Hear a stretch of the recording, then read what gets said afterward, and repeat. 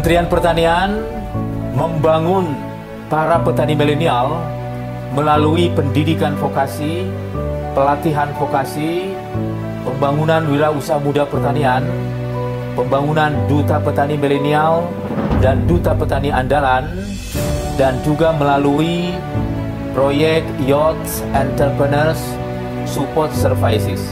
Presiden Joko Widodo sudah mengukuhkan lebih dari 2.000 duta petani milenial dan duta petani andalan yang tersebar di seluruh pelosok tanah air. Selanjutnya, para duta petani milenial dan duta petani andalan tersebut sudah melakukan resonansi kepada para petani milenial yang ada di sekitarnya, sehingga saat ini para petani milenial yang sudah langsung kita garap sudah lebih dari 200.000 orang yang tersebar di seluruh Indonesia. Salah satu dari duta petani milenial kita adalah Ananda Ardian yang berasal dari Kabupaten Halmahera Utara, Provinsi Maluku Utara. Ananda Ardian ini beragribisnis untuk komoditas sayur-sayuran. Saudara-saudaraku, para petani milenial, Ananda Ardian ini memasarkan produknya bukan hanya di Pulau Halmahera Utara, tetapi juga di pulau-pulau sekitar di Ternate. Jadi Ananda Ardian ini luar biasa, sangat inspiratif untuk kita semua. Semangat Ananda Ardian ini mulai dari kebunnya, sawahnya untuk menghasilkan berbagai komoditas sayur-sayuran luar biasa. Semangat Ardian.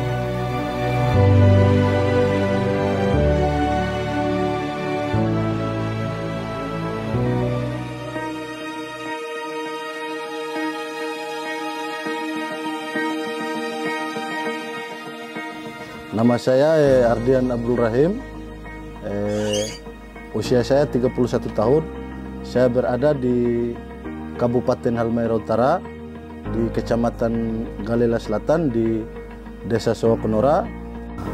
Sebelum saya terjun di dunia pertanian itu, latar belakang pendidikan saya itu kan sebatas SMA. Karena saya lahirnya dari kalangan ekonomi menengah bawah ke rumput, maka motivasi itulah terbentuk. Jadi saya sebelum masuk di dunia pertanian ini, semua usaha yang saya buat. Saya pernah bisnis batu bacan, di tambang liar ini, saya ojek, bawa bentor, bahkan sampai di laut saya ikut pejeko, yang tong orang lokal sini bilang pejeko, jaring itu saya ikuti berkisar 2 tahun, tapi tidak ada hasil. Bagaimana cuma memperkaya orang lain. Hampir separuh Halmahera ini saya masuk, tapi saya rasa tidak menjanjikan. Jadi saya balik lagi ke kampung halaman saya.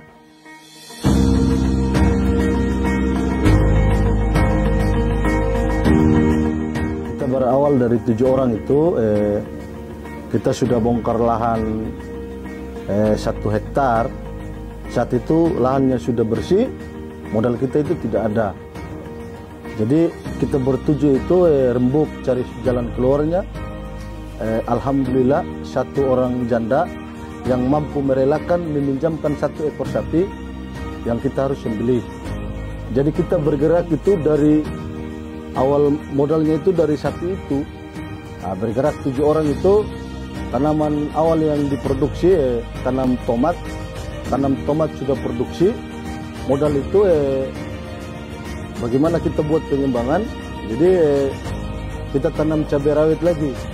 Jadi cabai rawit 2.500 pohon itu kita dapat 3 ton lebih. Jadi dari cabai rawit itu kita berganti ke cabai keriting. Cabai keriting kita tanam 1,5 hektar. Hasil produksinya itu 1 kali petik kita dapat 27 karung kelapa yang besar. Jadi kita panen itu, per panen itu kita dapat uang 40 juta, itu 1 jenis tanaman. Sementara tanaman lain itu masih produksi. Jadi dalam 1 dalam 10 hari itu kita sudah dapat uang 80 juta. Karena kita perpetik itu 1 ton lebih, itu satu jenis. Dari situ kita bagaimana membina masyarakat, saya sarankan kepada petani yang mau bergabung, bahwa Holti itu menjanjikan. Alhamdulillah petani yang saat ini kita bina, itu mereka juga punya pendapatan yang biasanya 4 bulan sekali, ada yang 6 bulan sekali baru panen. Alhamdulillah di tanaman hortikultura ini 75 hari itu sudah mulai panen. Panen itu per 3 hari kita, hari ini panen, 3 hari panen kemudian.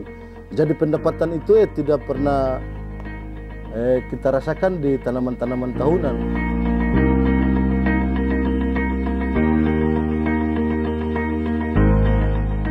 Karena kita 7 orang, kita namakan kelompok 7 aja. Maka terlahirnya anggota yang baru, terembuk, dan kita lahirkan namanya kelompok Kumakomote.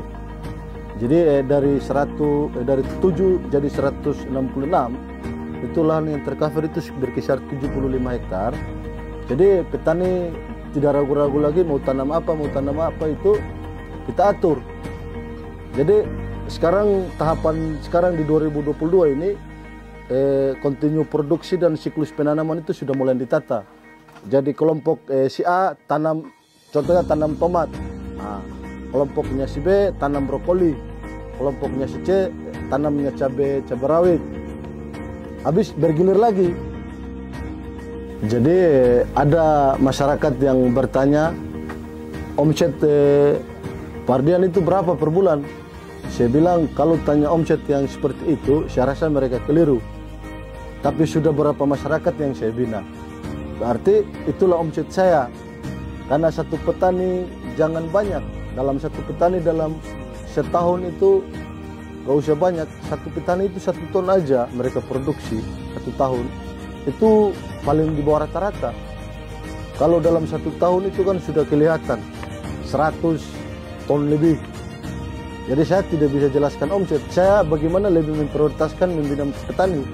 Saya rasa bahagia kalau petani itu sukses. Kelompok Tani Kumakomote kerjasama Panti Asuhan Tarakani, karena Panti Asuhan Tarakani itu mampu membiayai pendidikannya itu sebatas SMA. Bagaimana anak-anak ini pasca dari SMA itu mampu bergeluti di dunia pertanian yang sektor hortikultura, karena itulah bagaimana menunjang masa depan mereka. Karena inilah tujuan dan solusinya bagaimana generasi muda untuk bercocok tanam, sekalipun mereka tidak lanjut di dunia akademisi, selesai SMA mereka itu mampu berkiprah bagaimana melakukan tanaman horti dan membudidayakan di daerah masing-masing. Menjadi petani itu keren, menjadi petani itu pertahanan bangsa dan republik ini. Petani itu harus jadi mandiri, modern.